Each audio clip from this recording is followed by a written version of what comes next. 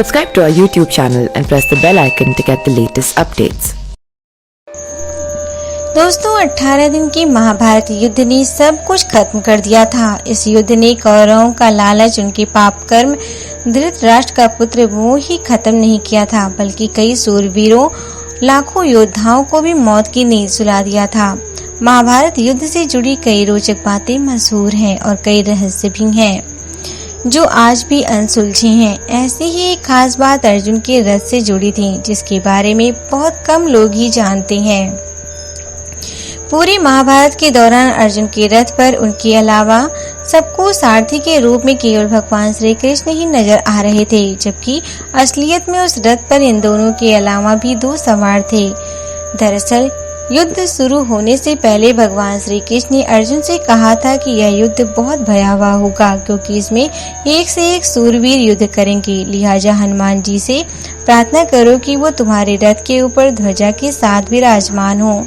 अर्जुन ने हनुमान जी से रथ पर विराजमान होने की प्रार्थना की, जिसे उन्होंने स्वीकार कर लिया। इसके अलावा रथ के पहियों को स्वयं शेषनाग ने थामे रखा था, ताकि उन पर युद्ध में प्रयोग हो रहे भयानक अस्त्र शस्त्रों का असर न पड़े।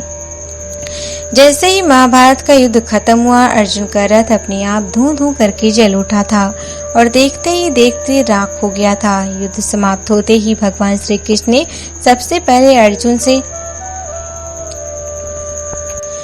रथ से उतरने को कहा। इसके बाद वे स्वयं रथ से उतरे। इन दोनों के उतरते ही हनुमान जी और शेषनाग भी अंतर ध्यान हो गए। इसके बाद तत्काल ही रथ जलकर भस्म हो गया। यह देखकर अर्जुन हैरान रह गए।